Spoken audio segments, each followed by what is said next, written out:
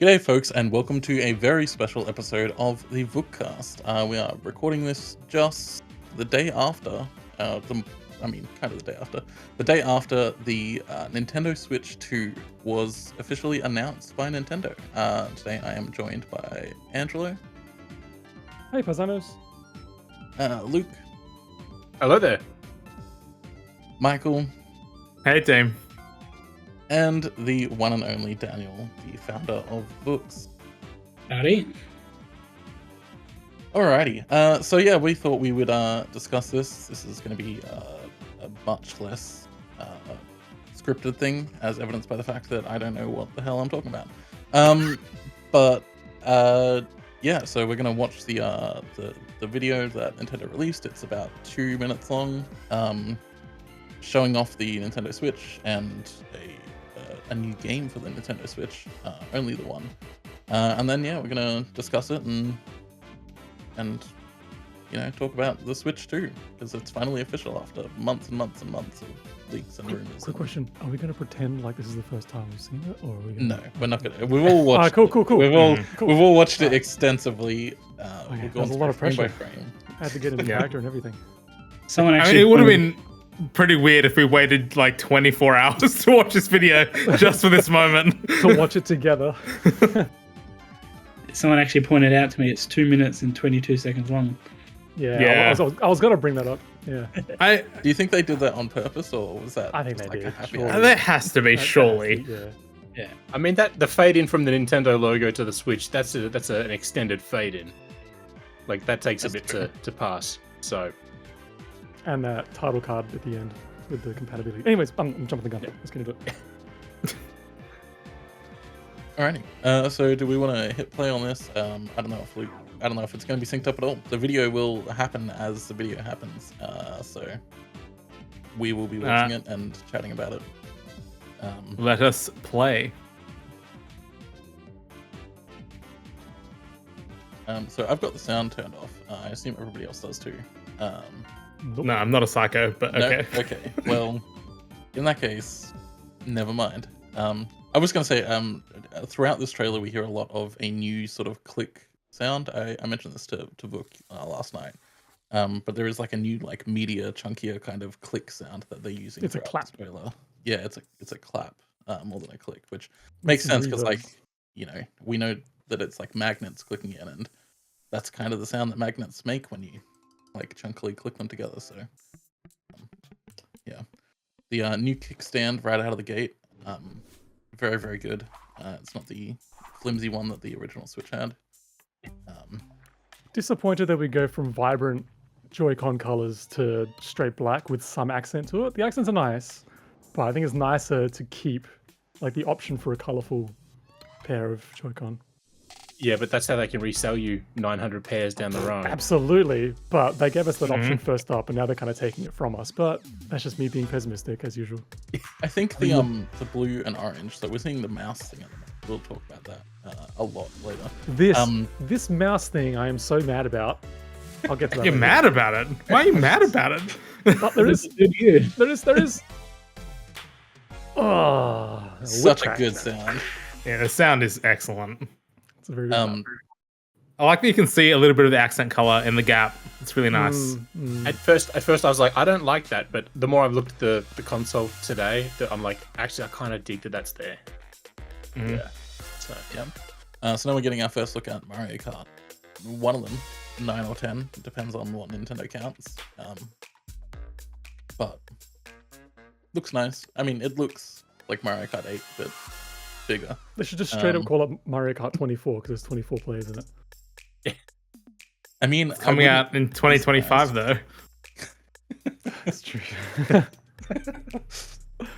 Maybe it was playing this for like- this screwed with me. This date really screwed Yeah, it's screwed Oh, with me yeah. as well. me. So the Japanese trailer has it in ISO date format, so it's year, month, day, and I'm like, just do that everywhere, my man. God. Let's just have it standard. They literally have 3 different dates. Oh my god. All right. Right, Ah. so initial thoughts. What did everybody think when they saw that? We'll start with Daniel because you're the guest today. I thought it did everything I expected it to do, and nothing more than that, really. I knew I was going to have to show a game, and I was hoping it wasn't a game that was already out, because that would just confuse people. So it's glad it's something new, even though we don't know much about it yet. You know, we know the mouse thing from leaks, but if we hadn't, that would have been interesting, and everyone would have been like, "What's that about?" And just the way the 2 was released as well, it was clearly meant to be watched as if we had no prior knowledge of any of it. So when you look at it through that lens, it's way more interesting. But because we had seen it, whether that's our fault for sticking our heads into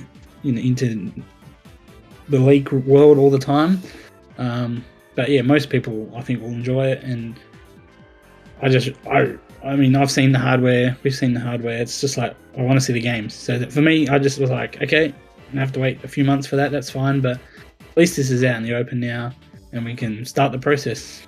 So I'm thankful for that. Yeah, I think the leak thing is like, most people who are seeing this trailer have not seen the leaks. They haven't seen like the last 2 months of everything about this console leaking. So like, you know, I sent it to my sister, and she was very excited about it. Didn't expect it, because she is not terminally online like the rest of us. You know, a couple other friends as well that I showed it to. Yeah, it was like, it was surprising, and people enjoyed it. I think, you know, I've seen a lot of people complaining already about like, oh, it doesn't have Everything. as much life as, well, yeah, but like it like, this trailer isn't like as lively as like the one that announced the Switch, the original Switch. I think there's like very much a reason for that, and I think that's mostly just because of how like shit the Wii U was doing when the Switch trailer came out. Like, they needed to sell a lifestyle. They needed to like show off every single aspect of what a Switch could be, or what the next Nintendo console could be. And we don't need that anymore, right? Like, we've just got, like, we know what the Switch as a concept is. We know what a hybrid console does and how it works. So just showing off like the small ways that it's visually different, and like giving a bit of tease about like some new features that might be there. I think that was all we really needed to do. And like, I'm pretty convinced that we got this now, and we're gonna see like small trickles of information between now and April as well. Just because I very much doubt that Nintendo's gonna chuck exactly that trailer into a Super Bowl ad in a month's time. And they're not gonna miss Super Bowl, because they've done a Super Bowl ad every year since like 2013, I think. So yeah, there's probably going to be a lifestyle focused one, maybe with, you know, some more footage of stuff. Oh, it'll totally like show Bowl. up on Jimmy Fallon and stuff as well, right? Like, Yeah, for sure. it'll run the circuit of mainstream TV, mainstream audience idols. Well, Angela, tell us what you thought of. This Well, trailer. I'm pretty much like that. What Dan said, like it thoroughly met expectations. Like, it was somewhat. There are still some things that we don't know that I want to know about, but like, yeah, in terms of like watching this and going through those 2 minutes and 22 seconds, I was just like, yep, we knew about that. Yep, we knew about that. Does this? All right. Yep, cool. It just confirmed everything. Is like, sweet, awesome. Now it's just kind of like, yeah, I want to see like a real one in action. I want to see, you know, I want to actually hear what it really sounds like when those Joy-Con clap into the system. I'm sure that it's like, you know, when you swipe the Joy-Con into the Switch, like it does its own little click sound, but that's the system actually playing that sound. I want to hear it coming out of this. It'll probably be that clap as well, but I want to hear what those magnets sound like. I want to basically see how strong these magnets are, right? Like, these are going to be for kids as well, and kids are notorious for just breaking things by breathing on them. So it'd be interesting to see how durable the magnets and how strong they actually are. Like, are they electromagnets or are they just regular old magnets? Yeah, I also just want to see the UI. Like, I really was hoping it would show something like that. Like, you know, just going back to the home screen, flicking through, even if it did just show like a couple of new games and then a bunch of older ones. Wouldn't bother me, like not necessarily playing, but just in the menu. I want to see like how seriously Nintendo's taking like, you know, UX on this thing, rather than just what the shell of the console looks like, because we've been looking at that for the last 2 weeks at this point. And I really want to know what kind of screen quality it's going to be. Like, again, I in my heart of hearts, I know it's going to be 1080p LCD, like absolute maximum 1080p. But something happened with the video feed there. But I want to actually feel that disappointment. I want to know that the disappointment is real within me. I think I was saying this to Daniel, like the fact that the bezels are as large as they are almost certainly confirms that it is an LCD and not an OLED, because there's no reason to have bezels that size if it's an OLED. And like I said, like it feels like a bit of a step back, going back to black for everything, or grey or whatever, like it's basically black. I mean, when the Switch was shown off, like we saw, I can't even remember in the original trailer, I think it was just the grey Joy-Con. And then when it was properly debuted, like live, they're like, oh look, there's going to be colored versions, like at launch. You can choose between regular grey or these colorful ones. And then that was like, oh sweet, so there are options right off the bat. Whereas with this one, I guess maybe it's just kind of doing what the original Switch trailer did, where it just showed the grey ones. And maybe we will have some color options, at launch. But I mean, I just want to know a little bit more about personality out of this thing. Yeah, something that that Daniel and I discussed previously when we had seen all this stuff in the leaks is that like the little like protrusions that like actually snap into the console, and the console itself having the same colors there, so like the blue and the orange, or light red or whatever. I think that is probably going to be like somewhat of a UX decision, in that it's going to be like, the right controller is always the orange one and the left controller is always the blue one. So you will always have that. So it's like, an easy way to differentiate between the two. Even if there's like special editions or whatever, it's like that little tab bit is always going to be blue, and that always goes into the left-hand side of the console and all of that. I wish they had done something like at least show like a white or something as well as the black, right? Even if it's not going to be like explicit colors that could confuse the messaging on that. I also thought it was interesting how they, for whatever reason, just crashed in on that control stick, watching it twizzle around in a circle. I'm just like, what was that about? Is that supposed to be like this one's a break kind of thing? The little cover, the little accent color thing actually goes up. Oh no, I get that. I get that it's like a lip over the. But that's, I'm guessing that's why they've done that, because they've got the lip now. It's like harder for dirt to get in there. So they're like, see, we fixed our controller. Here you go. Look, see. That's what I think they've done. I really hope they've done more than that. Yeah, exactly. Yeah, I really hope it is a new mechanism of some sort, whether it's Hall effect or that patent they did with I think it was magnets as well, wasn't it? Yeah, like a magnetic fluid that like changes density based on how much current is passed through it. Yeah, they're going all Principal Skinner on us. I mean, that may explain why there's a dozen different pins on the connector from the console to the Joy-Con. Yeah, there are a lot of pins on the connector as well. Can we touch on that connector slightly? Yeah, I mean, go for it. I mean, look, I don't want to dunk on Nintendo's engineers because I'm sure they've thought about this, but goddamn, does that look like a really bad failure point? And I hope that it's engineered really well, because I feel like that thing's gonna snap off at any moment. I feel like the most likely point that it would snap off is like, twisting motion, right? So like if the controller is going back and forth, I suspect that won't necessarily be possible. I think it will have to come outwards before, like, just the way that the mechanism works. That like there won't be like any twisting force on it, and like anything that is possible, like by the time it's removed far enough in order to like pivot the Joy-Con, it probably won't apply any forces to that. Maybe I'm assuming the thing itself actually like moves a little bit too. Yeah, I'm assuming it probably has a little bit of play, like up and down, so to avoid that. Yeah. Like I said, Nintendo engineers are quite good. They know what they're doing for the most part, but it looks scary as hell. Joystick, right? Yeah. I wonder how deep that little contact goes, even, because if it's not quite as deep as the actual blue strip on the Joy-Con, that little connection, if it's not quite as deep as the blue strip is, it may be okay. Like it may not actually like be long enough to actually snap or get enough leverage on it. Yeah, I understand what you mean. Yeah. That strip might be deep enough to sort of not. It's also possible around on it too much. That the slot that it goes into is shorter than the actual connector itself and it pogos, which would So, really yeah, it's kind of what I'm use a lot getting of at. stress Something on like it, that. yeah. Like it may look deceptively longer here than it might be IRL. Yeah, looking at the Luke, I don't know if this is going to appear in the video, but Luke has freeze framed beautifully on this exact moment where we can see the connector. It does look like there's a little bit of play around the connector itself. Like if it didn't move, like there's no reason to have that there, like whatsoever. Like why would you have it there? So I'm assuming it does move slightly. I also wonder if there's a connection like this specifically because there might be peripherals where you connect something else to these rather than Joy-Con. Maybe. Yeah, I mean, that's possible. But we all said like throughout the Switch's life, it's like, oh, they can add other stuff to the sides, and then they never did. Oh yeah, but we also had from, Joy-Con for like NES 8 years, controllers. and now all of a sudden we flip them to the side and they become a mouse. Like, living in this weird topsy-turvy world. I mean, before we move on to the mouse stuff, I just want to get Luke's thoughts on this.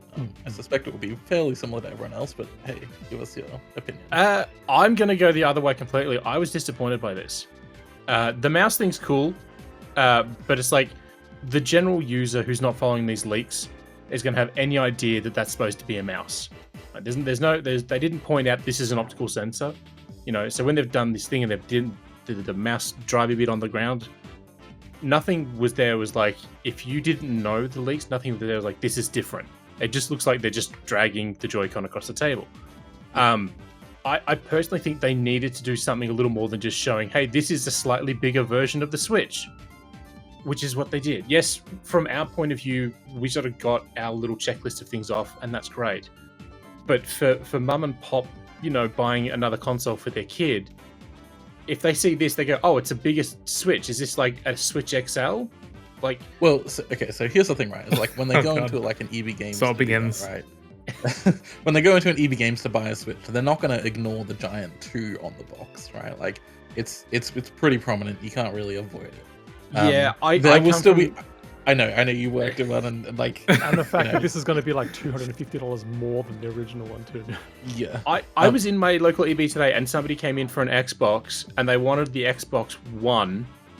They wanted the Xbox One X because they got told to get the Xbox X. And they were adamant that's the one they wanted, even though the guy at the store was telling them, no, they don't make new games for that anymore. Everything's going... They want it because that's what they got told. So that's my concern. And we had this with Wii to Wii U, and obviously that was a branding thing. They just didn't really clearly define what it was. So I wanted this just to be a little punchier in terms of this is different. And we kind of got a little taste of difference with the Mario Kart thing at the end. But it's like, it just needed more for me. I liked what it was, and I liked that it sort of confirmed a lot of things we were expecting. But I just think it needed a little bit more just to drive home that this is a new console, not just a slightly larger version of what's already out. Well, for those who stuck around for the post-credits as well, like it straight up spells it out there at the end, like it plays Switch 2 exclusive games and Switch games. So like it straight up says like there are games that are exclusive to this console, but... Yeah, I will raise the new Nintendo 3DS to Nintendo 3DS for you there. The new Nintendo I think 3DS that's like a little different. I'm going to be like rarely positive here, as I'm generally quite negative on a lot of Nintendo things. But like, I feel like this genuinely just fulfilled exactly what its intended purpose was, which was like, hey, you have a Nintendo Switch 2, it's coming. It looks like this. We're going to talk more and fill you in about exactly what it is in April. Bing, bang, boom. Like, I don't think it really needs to do anything else. The only thing this trailer was designed to tell people is that this thing exists, and they did that. Now, they could have just done it with, like, you know, a red Nintendo Switch icon, and then, like, you know, the 2 just, like, drops from the sky, and, you know, that's it. I was fully expecting, when rumors started popping up about, you know, oh, Switch 2 reveal is happening, I was fully expecting that it was just going to be the logo, and that would be it. So I'm, you know, pleasantly surprised with this, at how much we did actually get. Again, if you've been following leaks, you know. One thing I do like about the general aesthetic of the console is that they got rid of those really annoying little divots in the top corners of the actual Switch console itself. It's just a straight square or rectangle. I don't understand. I never understood why those were there. I'm guessing Yeah, it's to fit your fingers or whatever when you push it down or something. But... Yeah, it's for like when you put the things in, like not having that means that you have to be like 100% perfectly angled. If you have like the little cutout, it means that like you can sort of angle it a bit and then like slide it in properly. It's just like a general. I've never had that issue like going in that angle. Usually I angle it sort of outwards, get it into the rail, and then bring it down. So I don't remember the last time I took my Joy-Con out of my Switch, so it's never been like maybe 4 years ago. Who knows? So it's just never been a problem for me. I mean, these days, the only time I ever put my Joy-Con back in is because my Joy-Con has fallen out. So. Look, I'm very happy the Joy-Con are larger. Like even me, I've got tiny baby T-Rex hands. But even like then, sometimes on like on the Switch, it's rough. Like it's very cramped. So I think this is going to be nicer. Bringing that up, the Joy-Con grip that's there, I was hoping that I would see a little bit of a different design rather than just another square rectangle in the middle. Yeah, I've seen some third-party ones that have a little bit more of an angle to it, and I was kind of hoping for just a little bit more than just another one of those. I wish it was wider. I don't think it's wide enough. It's wider than the Switch one, but that could just be because of the recess. Yeah, I wonder all of our current Joy-Cons in there, they're about the same because it needs the space for the magnets. I don't know. Yeah, it does look a bit wider, but yeah. Hopefully all of our current controllers will be compatible with this Switch. Obviously it's missing one button, which we haven't touched on, which is that little mysterious square doodad in the bottom of the right Joy-Con. But like, 8-bit do, whatever the thing's called, controllers, your Horis, all that kind of stuff. Hopefully that's all still compatible here. I have no doubt that wireless controllers and like USB controllers will work. Like I have no doubts about that. There's no reason not to. It would allow legacy support for games like Ring Fit Adventure and all of the Mario Party games. Ring Fit.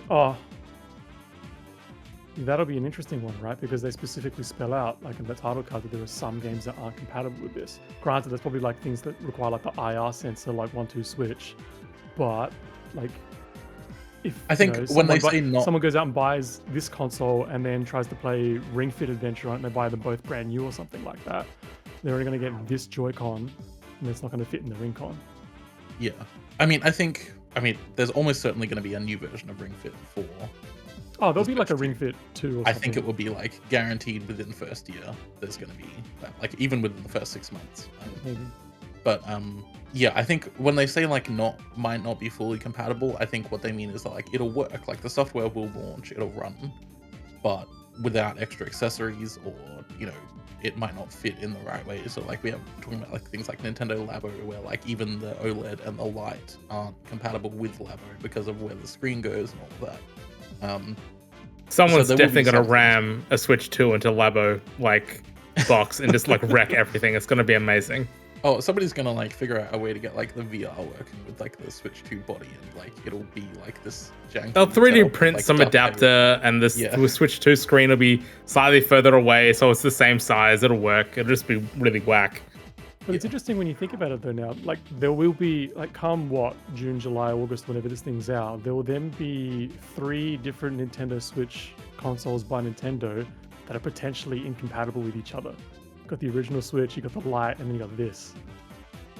Yeah. And OLED, which again to some degree is incompatible with Labo stuff. 3.5, 4, yeah. I hadn't thought about that, but imagine some are just going to stop being sold at some point. Sure, yeah. I think they'll probably drop everything except the OLED, just because of how well the OLED has been selling comparatively to everything else. Like every single financials, it's like OLED 3.5 million, like light 200,000, regular 1 million. So like they'll just drop everything that isn't OLED. And do that Apple trick where it's just priced just enough that you just go, well, I'll just get the new one then, or the higher one up. It's only a little bit more. Yeah. But then we'll shed a small tear that the old console has a better screen than the new console.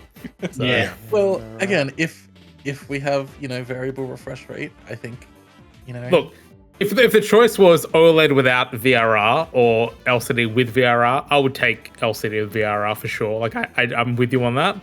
But like, why not both? Yeah. Yeah. Darren, did you want to say something? Yeah, I guess just like, like if you pick up a not too older iPad that's not OLED, like their LCD panels are pretty good. If you get like a nice laminated screen, high refresh rate, I mean OLEDs are nice for sure. It's definitely better, but they're not too bad. We just got to hope that they have cheap. Like they're certainly not going to be awful. It's just that like I think we've all now experienced the glory of OLED, and like for a long time, so not just with the Switch, with various phones, with TVs. It's just sort of like just one step back type of deal. You know what I mean? Like just give it to me up front, please. Yeah, I would just love that. I'd probably They also didn't show any us extra for it. They also didn't show us what Switch cartridge is going to look like. So I wonder if it's going to be just like a typical Nintendo thing where there's just like a little bit of plastic that juts out of the Switch 2 cartridge so you just can't get it into your Switch. I'm assuming so. That's the most economical thing, I guess, to do. The thing they need to do is address if the Switch 2 cartridges will taste as bad as the Switch 1 cartridges. Because remember, that was a big thing with the original Switch. People were tasting their cartridges because they were weird. And what will the vent smell like in this one? Yeah. I want to talk quickly. Sorry, I'm just quickly on the cartridge. I actually hope it's not a little piece of plastic that goes off the side. I hope it's actually on the back, so it doesn't change the shape of the Switch cartridge. And it just, if you try and put it in a normal one, the back bit of plastic will stop it. That'll be nice. But I guess little bump on the back you're talking about, yeah. The thing I was going to mention before we started recording is on the back of the console, you can't see an SD card slot. I thought you can when the little thing goes up. Yeah, it's not. Back? It's not. So if you bring up the visible thing, it's not super visible, but I think if you get to the frame where they lift up the stand, it's on the right hand side. There's like clearly a little gap. That's SD card size. So I'm assuming it's the SD card slot. I could be wrong, but like it definitely looks a little bit further back. Well, does it attach with magnets? Yeah, you can see it right there. Good idea. So almost in the center. Yeah, towards the right side. Yeah, so the center has the little, I guess, where the USB is, and then just to the right of that, there's a little cutout. I'm assuming that's where it is. How do we feel about this kickstand? I mean, we talked about Nintendo wanted to get right away from the Wii U, and here we have a U on the Switch 2. So I guess it depends on what the console's made of, because like the OLED is made out of the magnesium alloy, which feels amazing, and the kickstand is sturdy AF. This looks to be something similar. Yeah, if it's made out of the magnesium alloy stuff, then yeah, I think this is going to be like awesome, and it's going to be good. If it's plastic, I could totally see it like just kind of like cracking in the center or something like that, and be like, "Whoop! Now I've got two stands." Yeah, and if you look at the legs again, the mechanism inside is huge, so I think it's going to have the same like OLED mechanism, which could work against it because if someone yanks it, it could break. But but I think the when they show that finish dusting off, the old one, it should be the same magnesium alloy. So I also noticed that there are little like rubber feet underneath the console, so it's specifically designed. Like the other one was as well, to be played like tabletop, but this one like even more so is like this thing can really be put on a table, and it has like rubber stops to stop it from sliding around if you're going to extend that kickstand out. Yeah. Just before we move on, because I do want to talk about the mouse thing, which could lead into the tabletop thing, but I do just want to point out that in regards to the screen, something that leads more credence to it being LCD is that back in 2021, 2022, Nintendo signed a deal with Sharp to produce IGZO displays, which is a different type of backplane for IPS displays. They can provide higher contrast and have much lower energy consumption, but they were never put into any Switch model. So like the current Switch OLED Lite, none of those are using IGZO, like Sharp's IGZO tech. So they're definitely not on the Alamo, that's for sure. No. So I suspect that's probably what we're going to see. And the good thing is that IGZO displays are the way that they're driven allows for variable refresh rates in a much more energy efficient way. Because usually you need a lot of processing tech. This would use about the same power as power consumption as a variable refresh rate, like a non-variable normal LCD, but with the exo backplane, it will use about the same power, but also have that power headroom for variable refresh rate. So hopefully that's it. But Nintendo also doesn't really like to talk about tech, so we may not know that it has a VRR display until it is like literally in people's hands. So within an hour of it being on sale, someone will rip that thing apart and Yeah. confirm. Or they'll the give it parts. sort of super stable name, you know, like. yeah, Yeah. they'll give us some stupid name for it. Before we jump to the Joy-Con, the USB port on the top as well isn't the Yeah, that rules. is well, one, it's there, and two, it's different to the one on the bottom. So the one on the bottom retains the curve, but there's like almost like a plate for something to sit on Yeah. on top. So whether or not they ever do anything with that, or it's just a design choice, it's just interesting that it's different and doesn't follow the same curve of the device. So We're making Luke work so hard on this video as he But also- furiously tries to scrub through the video to find stuff. Also, headphone jack still there. Yeah, it's Yeah. nice. Although because they're removing Bluetooth audio from the Switch at launch, and then I don't know how Just I give it back to ever the feel studio. about top-mounted headphone jacks. I feel I much prefer bottom-mounted headphone I jacks. feel but like you whatever. can't really do it on the Switch because it still needs to dock, and being able to use the headphones while it's still docked. and I also think still it's- needs to stand if Yeah, you put it on a stand, table. is what I was Yeah, gonna say. yeah, If you're that's on a fair flight or enough. something. Yep. Yeah. That would I'm be not a the- product engineer, everybody. That would be Also- the highlight of mediocrity if they put a USB charging point on top for when it's done tabletop, but they put the headphone jack at the bottom. Just, you know. But I really God, I that, hope that. Sorry, you go first. No, you go. You go. I hope that USB port does USB audio. Just saying, that would be nice. I hope the the Switch both supports USB it, ports so- can draw power, so that way you can plug a power bank in the top of it and still play it in tabletop mode on a plane or something. Surely that's part of the Hopefully. design. Hopefully. I mean, what's theoretically possible is that you could connect up two switches with a cable. So Yeah, we I talked mean, about if this. The link link cable, cables are back, but also Right. you could charge. but only with Nintendo proprietary USB link cables. No. You guys are missing the point here. I think the whole point is two USB ports means you can plug in two chargers, so you can charge it twice as fast. Mm-hmm. It's absolutely it. melt it in goop. Yeah. Anyway, MouseCon. MouseCon. Stop with So- the teasing. So the big thing is this was obviously discussed in the leaks, and Nintendo hasn't specifically come out and said that this is what's happening in this trailer. But we see the optical sensor that they zoom in for like a little bit, like they just like hang on the side of the Joy-Con for like a teensy bit, and we see them zooming around on a table in new grips, which I think are quite nice looking grips. I believe in you, Luke. But I think it's yeah, way so later you can in the see video. the Just optical- FYI. The optical sensor there, we can see it. They didn't, scrub it out like they did the mystery button. And yeah, they show the Joy-Con zooming around as if it were a mouse. I think it's pretty obvious that this is going to be used as a mouse. I dig it. I think it's a really interesting thing to add to a console because Nintendo can guarantee that every person who owns a Switch 2 has a mouse. So developers can. I can finally play Splatoon 4, baby, and not be utterly shit at that game. Yeah. Oh, imagine playing Pikmin with it. That'd be sweet. Just, it's a great idea. Like, if it is that, and they do pull it off, I'm pretty excited. Like, I'm very much obviously like a keyboard mouse gamer. Like, just having a mouse for any type of first person thing is awesome. I just Metroid think Prime. something like Civ 7, like that's coming out on Switch, which is made for. They've done things to it, but Civ, no matter what you do, Civ on PC is 1,000 times better than Civ on consoles, regardless of performance or graphical quality. Just the control method of a game like that is better on PC. So having a mouse to do that, and then a stick and buttons, like that sort of hybrid combo. But then things like Diablo, if Diablo 4 came to Switch 2 with mouse controls. Warcraft, they could bring all that sort of stuff. Basically, anything RTS would come across the Switch beautifully, just because of the fact that it has a mouse.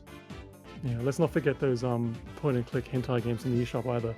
But the thing that really ground my gears about the MouseCon was that in the rumors, it just seemed like the most ludicrous, like, are you high things ever, where everyone's like, oh, if I just turn my Joy-Con sideways, it's like a mouse, my fingers are so comfortable. And I'm like, this is just stupid. Everyone's just eating the weed at this point.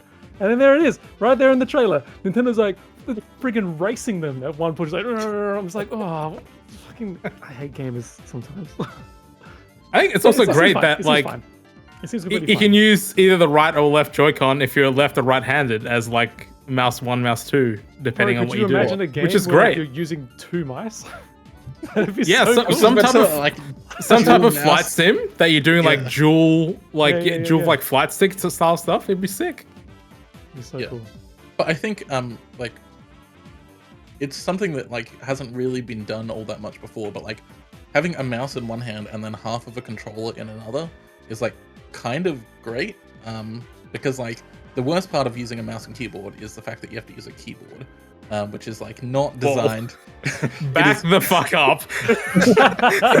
It is not designed for like gaming ergonomics, you know, like it's just like we adapted keyboards to be gaming devices when they're input devices. But like a controller is really kind of the best, and you can still have, you know, I mean, it won't be in this case, but like if it were any other company, you'd have, you know, the analog trigger. Obviously that won't be here because it's Nintendo.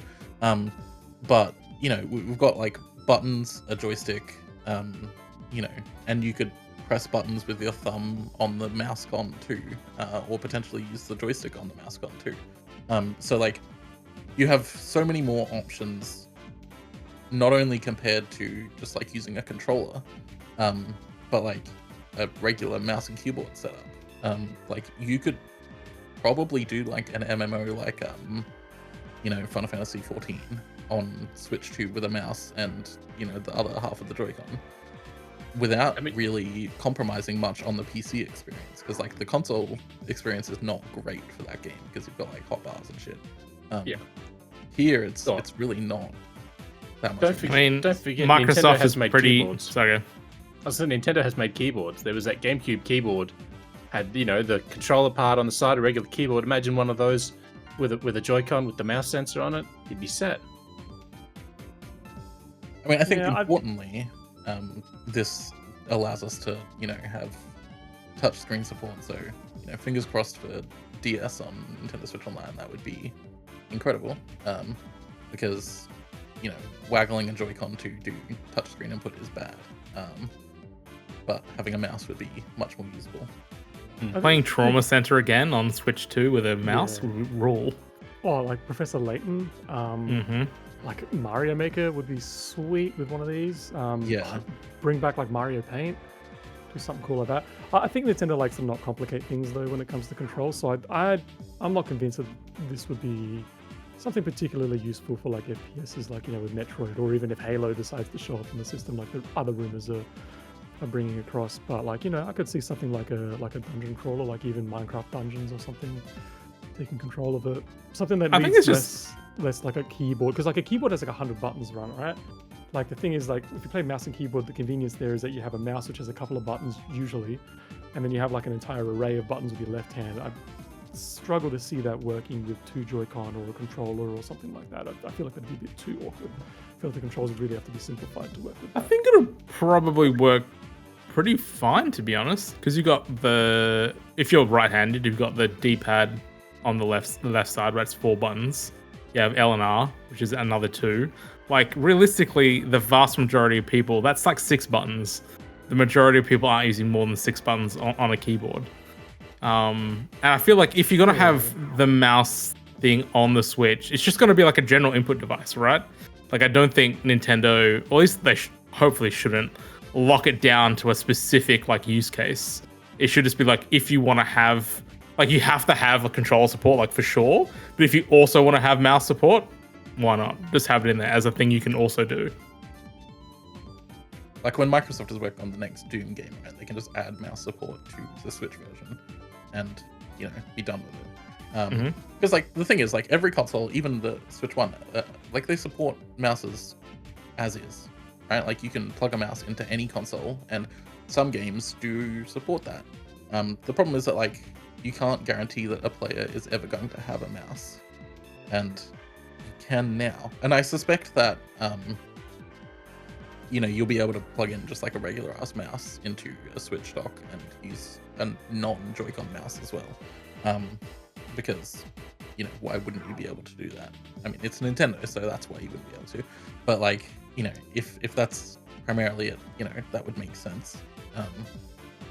Yeah, like when you connect a Joy-Con to a Mac or a PC, it comes out as a standard controller. Yeah. Perhaps it could also come up as a standard XID mouse as well. So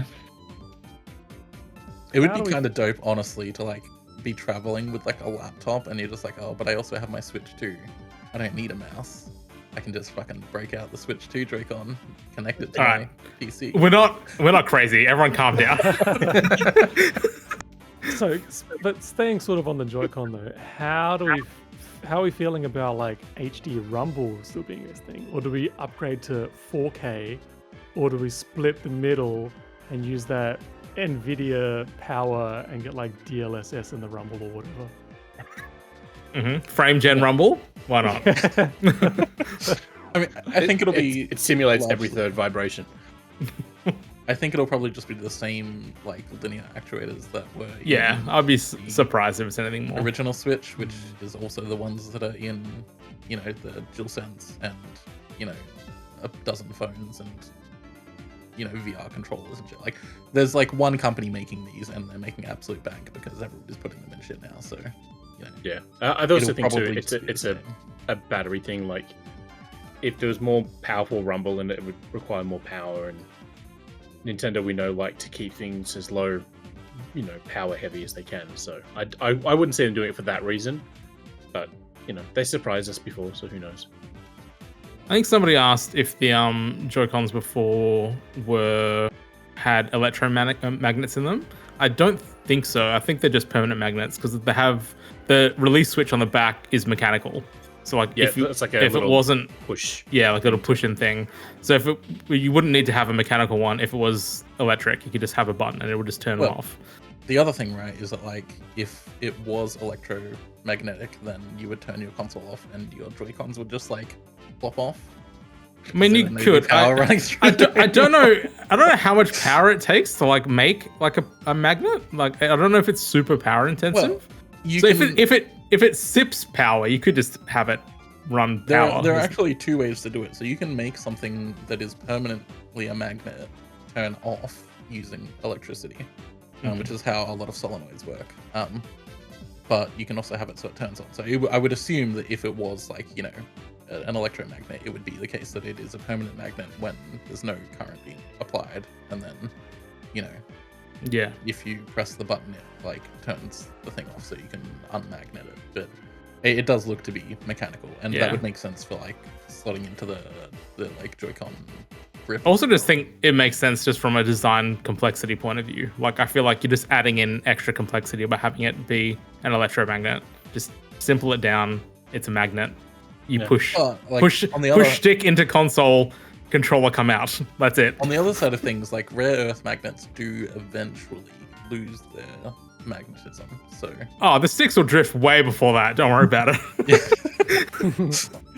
That's a good point. So we do have a couple of questions that are, I think, relevant to discussion. We put the call out on social media beforehand. Somebody asked, what price do you think it will be? This was Anthony on Twitter who asked, what price do we think it will be? They and the release date as well. They reckon it'll come out on June 19th or June 26th, and $550 to $600 as the price. What do we think of that? I think June is probably a safe bet. If we're seeing more of it in April, June sounds about right. Price-wise, I think it's probably going to be more expensive than this person is hoping. I think we're looking in the $600 to $650 range, if not more. I think 550 is a hella low ball. I'd be amazed if it hit 550. OLED itself here is 550, so I couldn't see them doing Switch 2 at that price. Well, if they drop the OLED, then it could theoretically, but I think it'll be 600 at a minimum, if not 650. Yeah. I'm sticking with what we spoke about on the last Vookcast. I think I said it was like 679 or around that. I think that's a safe-ish bet. they're not afraid to do this odd pricing where they do like $469 or $539. So it's not going to be like a $599 or a $699. It'll be some odd number in the middle, like $679 or something like that. Yeah. So it just looks that little bit cheaper than the $100 market it's approaching. Like $699 is people. I think I was at $6, but then mentally you go, well, it's only $700. But if it's a little bit less than that, and you can get some vouchers and stuff, and then it starts to become a bit more tolerable. I think the downside is that $679 is the cost of a PS5 Slim. So, yeah. But I mean, they're going to run into that problem just because an Xbox Series S is like $500. So like, it's totally 100% going to be more expensive. Switch 2 comes with a cartridge slot inbuilt. You don't have to buy one separately. So, I will. While we're talking about price, just spitballing. Are we thinking the games are going to go up in price? Yep. Are they going to set? Yeah. Yeah. I just assume so, just for the cost of the cart itself, because games are definitely going to be larger, without a doubt. And so it's going to use larger cards. Yeah, I think there will be a few third parties that go the 125 route that we've seen on, PS5 and Xbox. Yikes! I think PlayStation Nintendo already did with Lego Horizon. That was 120. Yeah. I think Nintendo will probably go up to 100 AUD, which will be like 70 USD. I think that's probably where we're going to see ourselves landing, because we're seeing like either 70 or 80 for most releases now, 90 for Tears of the Kingdom and Smash as well. Well, also games are also like significantly higher right at launch of a console. They're always over $100, and then after the first year, they come down to like 80, 90. Like Switch games were easily $100 to buy at launch, and now you can get them for like $69 on Amazon at launch. I mean, I think you were getting ripped off at launch, but yeah. Well, like that's how much Tears of the Kingdom, not Tears, Breath of the Wild was, right? It was like Breath of the Wild was $89.95, yeah. At launch, really? Yeah. Mm-hmm. Okay. There has not been a single Nintendo first-party game that has launched for more than $89.95 this generation. Except for Ring Fit. Oh, Ring Fit. I mean, that's, yeah. The exception, because that comes with extra shit. Yeah, I suspect we'll go up to $99.95 for RRP. I mean, I've got GameCube games here with the old fat EB Games sticker on them that say 99.95 on them. Yeah. And like, that's what, 20 years now? I don't want to say that. Yeah. So like, it's not, it's not, it's just time. Everything's more expensive. We brought it up a few times, I think, on the podcast, where you look at old like catalogs from like the mid 90s where they're selling SNES and like NES stuff, right? Like Australian stuff. And there's like SNES games that are in the mid 90s, $159. Yeah. Like it's games, are games expensive? Yes, 100%. Like I'm not devaluing people's money. Games are expensive, but they're certainly cheaper than they were any time in the past, without a doubt. Yeah. The other thing is, at the moment, we still have the mechanisms to get cheap credit. So eShop credit goes on sale frequently. And, I mean, I doubt the voucher system will continue in its current price point. There'll probably be a Switch 2 voucher, which will be, 100 and whatever. And then that'll be split in half if they continue that. But at the moment, like 10% off, if you, when we get the lucky 15%, if you load up your account, your dollar goes further. So, Yeah. How do we feel about release date though? Anthony, when he asked his question, he suggested I don't see June to late June. I don't see it. I see it either like end of May, like within a couple of weeks of the handheld, the preview events, or I see it in August. I don't see it in June, purely because the Northern Hemisphere, that's when everyone goes on their holidays. And it's their summer. I get why, they'd be like, oh, you sell them a console. It's like, yeah, no. Parents, if they're forking out money to go on a road trip or go camping or whatever, the last thing they want to do is have to spend another $500 on a console so Timmy can shut the hell up in the back of the car for 6 hours. So if you look at the latest event in Asia that they've announced so far, the last one is on June 1st in Seoul, with Hong Kong and Taipei still to be announced. So I think it's probably a little bit later. I suspect that's probably because the console, like all of the other ones are in April, with like one in like very early May. I suspect that Southeast Asia will probably be getting the console at a slightly later date compared to. Yeah, potentially. Yeah, that's what I Um, suggest.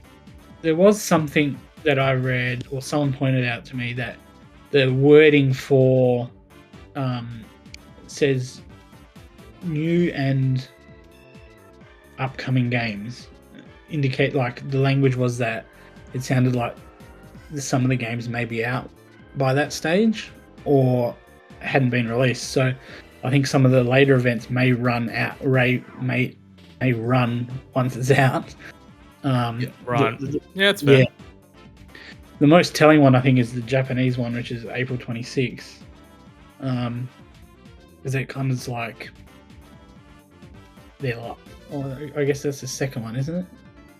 No, that's the only one they've got. So I think late April is from there onwards.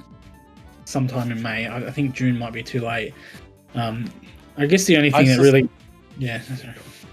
I was just gonna say, like, I think in terms of Japan, right? Because like Nintendo is a very obviously Japan-dominated company. Like they very much stick to Japanese cultural practices and shit. I think, you know, releasing something at the start or during Golden Week, which is 29th of April to the 5th of May, is very, very on brand for like Nintendo and Japanese companies as a whole. I think because Golden Week is a huge week for sales. People like give a whole bunch of money to family and shit, and they just go out and buy electronics. I think Has Nintendo released the console at that time, though? I'm not. That's what I'm thinking sure. as well. It's like I can't think of a console that was released in the middle of June at all. I could think of plenty. That Well, yeah, but there was no early in the console year that and released those on in- March 3rd until Switch came out. You know. Oh, but the Vita released here, and I think in some other regions, like in February, as well. And then we've had other consoles also released early in the year as well. But most of the bigger ones obviously released in the later part of the year. I can't think of anything that's released in the middle of the year though. Yeah, I mean, I think the February thing for the Vita was just because it was released in Japan in December, and like February Yeah, is. well, kind yeah, of, like, and the then first period that they can Nintendo have. DS was released here in February, but in November the year before. I mean, we elsewhere, got the like, Xbox 360 here in March. yeah, Launched in and November the in the GameCube States. released here in like what, May, April. Same with the 64. Yeah. But again, this So is like early in 20 the years year is ago, fine. right? It's like we are now like in a stage where, you know, we're gonna have global releases for everything, and that means that, you know, releasing earlier in the year is not, you know, something that is typically done because you usually want to release, you know, and have the hype high while going into the first holiday period. Nintendo obviously does things a little bit different. They want to make sure that they have the stock available for the holiday period.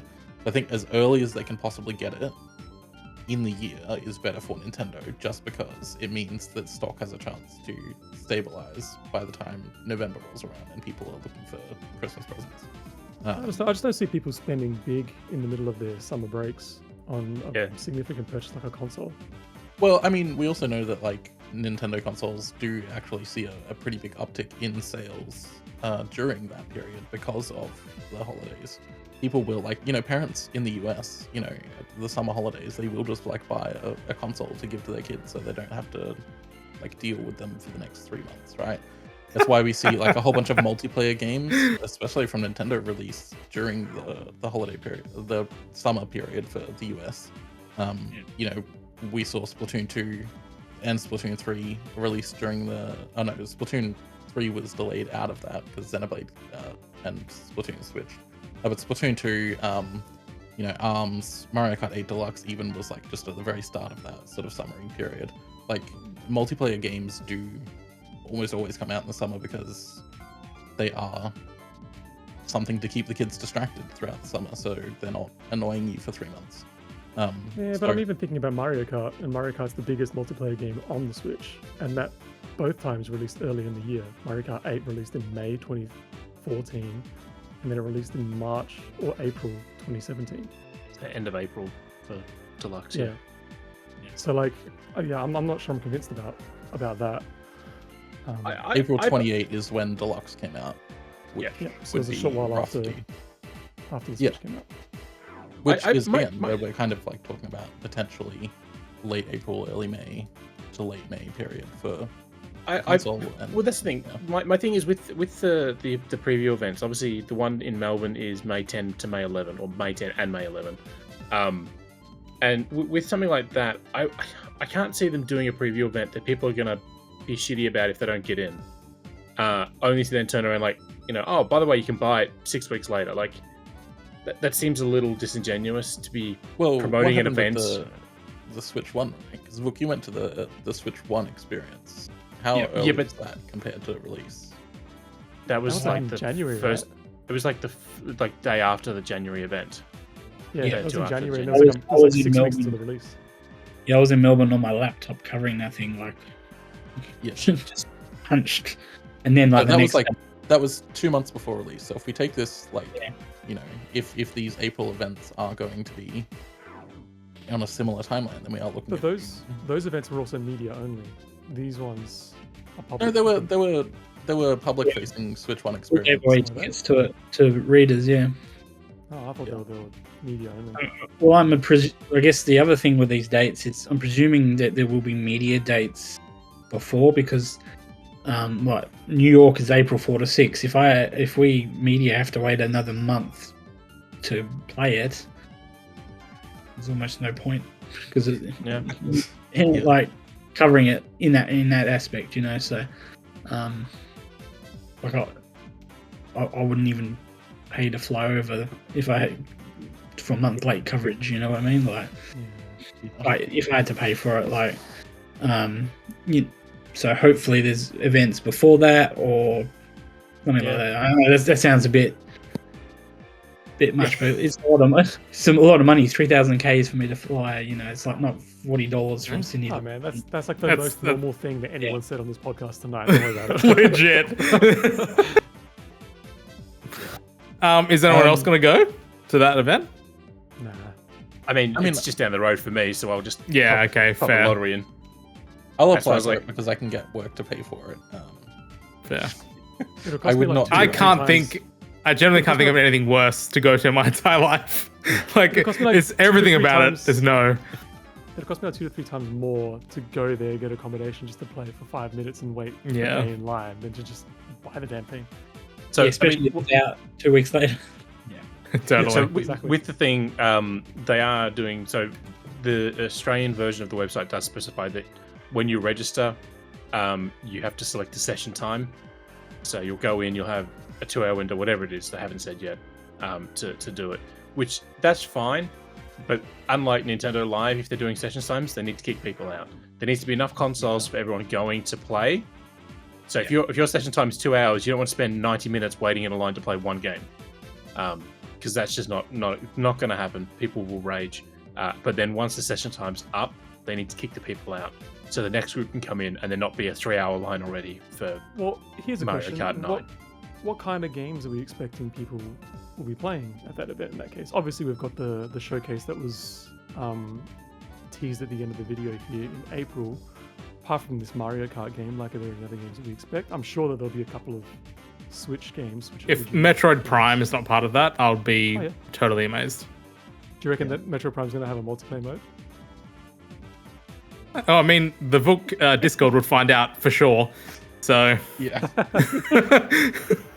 They bring back bloody Powerball. What's it called? Fusion Ball? Blast Ball. Oh, there's just Deathmatch in Prime 2. I just wonder if they have something similar to that. I mean, I wouldn't be surprised. I think Pokemon Legends ZA will probably be one of them, which we're expecting to get news about next month anyway. I wouldn't be surprised if that was confirmed for Switch 2 as well. It's probably a terrible game to try and fit in 10 minutes at an expo, but I reckon the Switch one too, damn it. Yeah, everybody talk at once. Let's go. My God. I reckon the rumored / Breath of the Wild / Tears of the Kingdom, like remaster, whatever the hell that they might have worked on, might be there. The HHDD. Yeah, I don't know, whatever the hell they want to call it. Well, we can't call it 4K because I the guarantee new it's not 4K. $120 edition of it. Yeah. So I mean, I'm expecting them to have something like 1-2 Switch. Probably not that specific thing again, because why would you do that? But I would expect some sort of WarioWare type mini game thing, just because it's the easiest way to show people different controller layout possibilities. And they're short games. And also, I just want to see if they'll do something ridiculous like milking a cow. Sorry, I just have the thought of like dual mouse arms, where you control each arm with a different mouse. Is that not the best idea ever? No. Here's a great idea for a WarioWare game, like Wario's Construction Company, and like you've got 2 mice and you're like controlling like an excavator or something using 2 mice. That'd be sweet. That'd be pretty good. I just want snipper clips. I want another snipper clips, please. For the love of God, give me that. If nothing else. I mean, I think the studio that developed that recently game. I can't remember. Yeah, Crow County. Yeah, Crow County. But they released that initially on PC like back in March, and it just rolled out onto all platforms across the rest of the year. So, and it was another studio that ported that to consoles anyway. It wasn't them direct. So, they definitely could have something new for Switch 2. It wouldn't surprise me if we see something from Shinran, like that Fast Racing Neo day one on Switch. They've been quiet for a number of years now, so they could. If anyone's going to provide like an 8K game on Switch, it's going to be Shinran. Like, the Xbox Series version of the Tourist runs at 12K internally, and then downsamples to 4K, which is just wild. If they've been given the rights to make an F-Zero game for launch for Switch 2, that would be absolutely insane. Well, they did tweet out as well that people who are interested in their games should keep a close eye on their socials now. Like, and they like definitely talked about Switch 2 in the same tweet. So I think we're going to see something from them. Whether or not it'll be F-Zero, I'm doubtful. If it's that balance game, that Zen balance game that exists on everything, out of balance, no, that can go away. So, yeah, the thing I'm keen for now is maybe we have to wait till April, but I just want to see some announcements from other third parties. Like this is coming. I mean, a lot of people are doing, our game's coming to Switch 2, but it's a Switch 1 game. That's fine, but like I want to see some Switch 2 games that we, would never get on the Switch 1. So the thing is, like, we're never going to see like Capcom or Square Enix or whatever come out and say like, oh yeah, this is coming to Switch 2, because like, why would they not just put that in the direct in like 3 months time, right? Like, that's the big ones are going to be that. But I think there will be like some smaller games that like won't be direct worthy. Like, I don't see the point in like having a direct to say, oh, by the way, Final Fantasy VII Remake is coming to it. Like, you don't really need that in a direct. Rebirth maybe, but Remake is like 4 years old, 5 years old at this point. It's perfect for Nintendo console. What are you talking about? Yeah, that's what I'm saying. It will come, but like it's not going to be in a.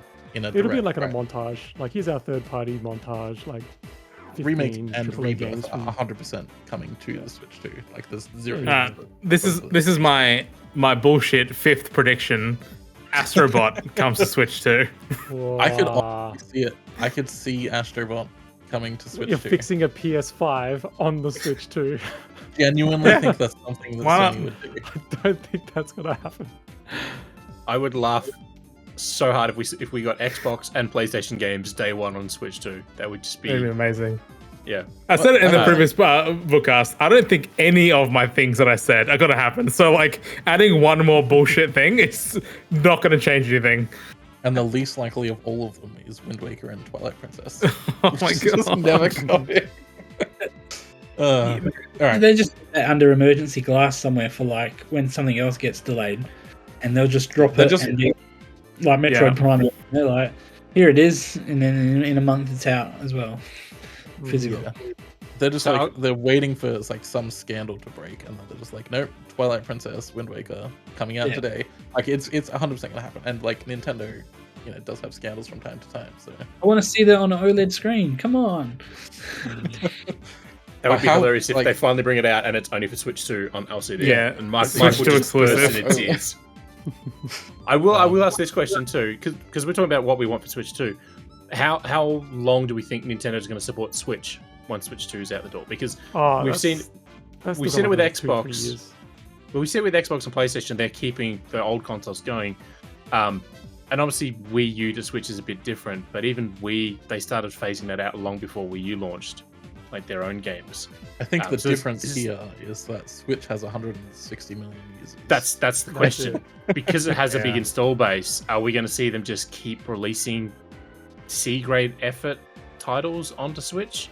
Yeah, because it's just going to be Game Freak That's it. I think It's just they'll going to be Pokemon games. So yeah, think it they'll will be just be- C-grade games. They'll just be cross-gen. That's all. And then like maybe we'll get like a new Zelda or a new Mario in like 2 years. That's like the next big leap in Mario games, and that one will be Switch exclusive. But I think Wouldn't it be like, cool if they could do another like Game Boy Black Kart style situation that Yeah. it runs on both like Switch and Switch 2. You don't need to get like a separate version. Yeah, Yeah. it'll be something I mean, like that. Where I think there will cross-gen. 100% be carts that like you put into a Switch and it plays a game, and then you put into the Switch 2 and it plays a better version of that game. Like That would be great. there's no doubt in my mind that that's going to happen, because like there's going to be like a certain amount of like in-out compatibility with the carts no matter what, because we know that you'll be able to like chuck a Switch cartridge into a Switch 2.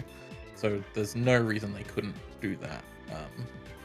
Just by virtue of having Metroid Prime feels like one of those guns. Yeah, Metroid Prime 4. Yeah, I would Metroid be Prime 4, surprised yeah. if it doesn't have like a dual cut, because like there's no point having like 2 different boxes for the same game and like potential customer confusion and shit like that, right? Like, I mean, Yeah, that we doesn't saw- stop PlayStation. it doesn't stop PlayStation, but even like companies now like aren't really doing that either. Like they just release a PS4 version where it's like, hey, it's And then PS5 they whack a for sticker free. on the front of the box. Yeah. Yeah. Well, Nintendo While already we're had on that this headache with, whack- like Twilight Princess, so Yeah. While we're on this whack tangent, do we think we're going to get a different case for Switch 2 games? Like a different I think we color, have maybe? to. I think it'll be bigger. it'll just have the Oh, logo bigger. on it, I Interesting. think. Okay. I think it'll just have the And it'll logo be and the the same cartridge. proportion- Sorry. Not to say, I think it'll just have the Switch 2 logo on it, plays along the top, and the Switch cartridge will be at the top of the box rather than the bottom. I was going to say, it's going to be the same proportion bigger as the Joy-Con is. Yeah, so, like, the Joy-Con Oh is, no, like, my shelf! 26% Don't say bigger. that. My shelves will cry. They, like whatever, so like the Joy-Con's this big and the new Joy-Con's, I don't know, sort of Like 30% bigger or 14% something. bigger or something. The cases will be the exact same ratio, and someone will figure it out like a year after. I'll forget this. Someone will figure it out like a year after it's come out. Hey, look, they're the same, but they're the same size scale, and then there's like 20 YouTube videos about it. I think, given how they're all trying to be, less resource waste and I'd like to see them go smaller, if only because there's just so much Like a wasted DS space. style case thing. Yeah, there's just so much wasted plastic in the Switch game cases. And look, if they all came with manuals, then sure, because the manuals would need to be bigger, but they don't. It's very rare we get manuals. It's rare we get cover art on the inside of the cases. Maybe they'll do what the Nintendo DS did, where some cases have like the slot for the GBA cartridge you can put into it. Sure, I think that- I don't know why we want a GBA card in our Switch case, but sure. I mean, like, My- for Switch 1 games, an extra My slot. prediction will be that it stays the same size because that's just sociopathic if you change it. But I think it'll just be a different color case. That's the easiest solution from like a retail point of view, to easily differentiate from like a really really fast glance, like what is what. So maybe like a red case or something like that. I've got no idea. Whatever they choose. I mean, if I they think- have the red spine still, it's going to be a pain when they're all on the shelf. I mean, maybe Oh, it's true, blue. yeah. Maybe it's blue to sort of go along with the. Do you remember? I don't know if anybody actually bought any physical new 3DS games, but new 3DS cases had like little cutouts that reduced the amount of plastic that they were using. Yeah, And and they put art in them. That's really cool. Sometimes, Yeah.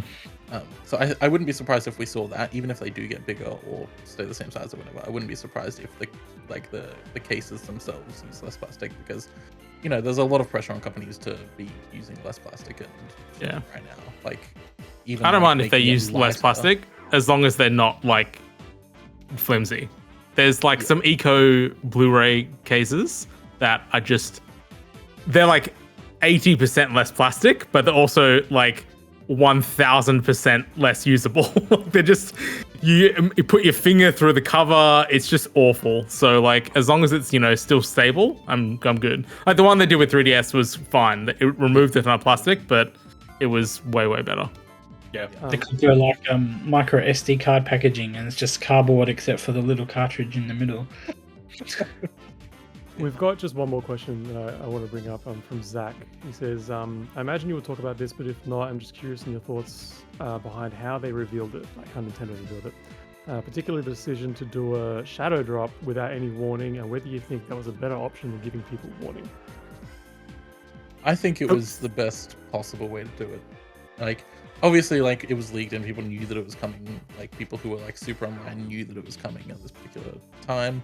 But like, you know, it's like people who like just have notifications on the Nintendo account, or anybody who was like scrolling through their Twitter feed or like TikTok because it's been uploaded there as well. You know, just like, you know, waking up, or, you know, if you're in America, just being awake during that time, and then everybody's sharing it around without having that beforehand. Like, that is a much bigger way to get like viral pull rather than like announcing it beforehand. Just dropping the trailer, even if some people knew it was coming, is like huge. It's like, I think people are also looking at it the wrong way. Like, I think this is the announcement for the announcement. Like, this is the news. You know what I mean? Like, it isn't like they were going to announce this to announce the announcement. Like, this is the announcement for the actual announcement. Yeah. You want to say announcement a couple more times, Michael? Just so Announcement. Well, like, I mean, Nintendo already kind of... Oh, I just heard myself twice. Nintendo already basically hinted towards the Switch 2, what, a year and a half ago or something like that, when they were like, oh yeah, we've got a Nintendo Direct coming up, but we won't be mentioning the Switch successor at all. They literally just mentioned the Switch successor right there in the tweet. So I feel like every step of the way so far, it's been them sort of nonchalantly dropping this thing. So yeah, they're basically with a little foam bat just tapping you on the head. Hey, Switch successor. Switch. Now this one was a little bit more firm. I think they had to do it this way because they did. And I'll say this to be mean about it, but they didn't have anything of substance in there. Like, if they had like 10 new games announced and they would have had to have done some sort of tease to get people ready for it. But for the amount of information we got, just sort of dropping it was the only thing they could do. There's no other way for them to get people paying attention. Personally, as a video game journalist, I am so glad that they did it this way, and that it wasn't like a 40-minute direct that they dropped out of nowhere instead. Because, good God, like, we prepped stuff because we knew beforehand. I think if we didn't know from leaks beforehand that it was coming, then we would have been caught off guard by it. I would have been, because I would have been asleep at midnight, because, you know, every time Nintendo does these things, they seem to do it at the worst possible time for us, even though we're in the same damn time zone for Japan. Yeah, I just want to say, like, both Luke and I were in Sydney for an unrelated thing. Literally the day before, like the day of announcement. Yesterday. Day of. We both got back, and then like an hour and a half later, this like started happening. So for the game journos in the chat, like, how panicked were you as we got closer to the end of the day, and like nothing was happening? We like just when it like shit and bricks. When it hit midnight and like nothing happened, and we're like, man, we've put so much prep into this. It's like, this is fucked. And then like it came like 3 minutes past midnight. I was like, oh my god, thank God. Yeah, like, I think it was more annoying. Like, I had just people messaging me and go, "Is it when's it happening? When's it happening? When's it happening?" And it's like, I don't know. It wasn't just like random people. It was like other game journalists who should like know. Yeah, it's because you work for Nintendo. Everyone knows that book. I'm like, look, the guy he said it was Nate who said it was Jan 16. Whenever I hear like a date for something, I never know what time zone's attached to it. So it's like, it could be like Jan 16, but like New York at 8 o'clock at night, which means it's like 8 p.m., 8 a.m. the next day for me, and lunchtime for you guys, Eastern Staters. And it's like,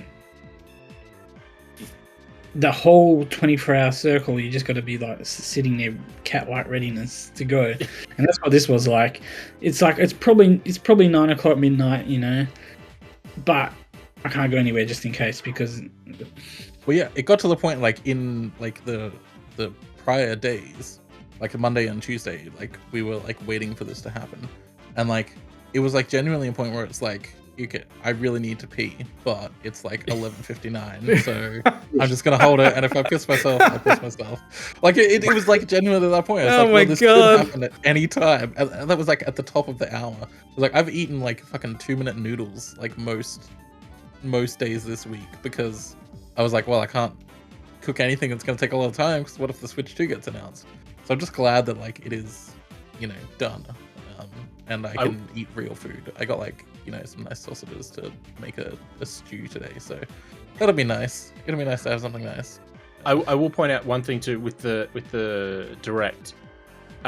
What really confused Americans is they put it in the format of saying April 2nd, yeah. So 4/2/2025, and America obviously does month, day, year because they're weird. What I thought was hilarious is when they realized it was April, not February. I sort of realized every single one of the dates that showed up is literally the same. It's April 2nd, 2025. No matter the format it's in, it's April 2nd. And April 2nd, I worked at it earlier. If there's like a 5-hour window where it's April 2nd globally, and for us that's like 6 p.m. at night is when it starts for me and for Ollie. It's like, that's really interesting because that would mean for the first time ever we have a direct at a decent time for us, not 1 a.m. or 6 a.m. So I'm excited if that's true, if they're going to actually do that and not be like, oh no, we meant for North America it's the 4th, everyone else gets it on the 3rd. So I think that date's like 74 or 75 days away, something like that. Yeah.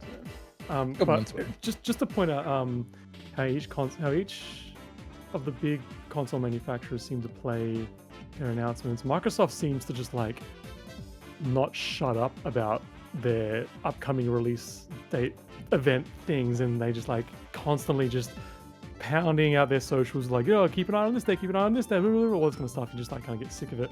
Sony just brings out Mark Cerny to give like the most boring 1-hour lecture on the architecture of the system and go on through all this other bullcrap that no one really cares about. And then Nintendo comes out and is like, oh my god, shut up, here's the damn trailer, stop leaking our crap. It's just so funny, they're different approaches. Xbox also got a new controller every 3rd week. Yeah, that's true. You watched it. Hey, we're in the 3rd week of 2025. We haven't had a controller from Xbox yet. It'll be next week alongside their Direct. Isn't Doom next week? Yeah, the developer Direct is next week. Or it is a Doom controller. Surely. I mean, they may show this rumored new controller that actually has gyro in it, so that would be nice. Right. They may have an actual new controller. I mean, I want yeah, haptics in the haptics Xbox would be nice. controller. I'd like an Elite controller for the Series X. Yeah, one I'll that love to have a actually has a share screenshot button. Yeah. Like, you just buy the like $300 fucking controller for Xbox, and you just can't take screenshots anymore. That's just not allowed. You can't remap that button to anything. Yeah. Anyway, this is getting off topic, and we have been talking for an hour. Does anybody have any final thoughts? Yeah, this will be 30 minutes. It'll be a quick one, guys. Don't worry about it. Yeah, just before we started recording, I was like, oh yeah, we'll aim for half an hour. It'll be fine. And yeah, we've been It's a talking good for target. an hour. It's a bit late, just like the Switch too. Yeah, look, we're half an hour away from like bang on 24 hours since the trailer revealed. So Yeah. You're right. We should just talk for another half hour. I have to go back to work. This is a 1-hour Vookcast for a 2-minute, 22-second video. This is what it's what we were made for, right? Like, to discuss That's it. just the dumbest things. That's yeah. true. The trailer and analysis go on to the extreme YouTube channels.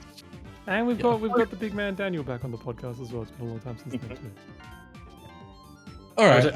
Well, I honestly think Nintendo has the chance to do another smash hit, but I wonder if their secrecy is going to hurt them in the long run for this. Not because they're being coy about things; they've obviously got their plan, but because they've announced it and people know what it is.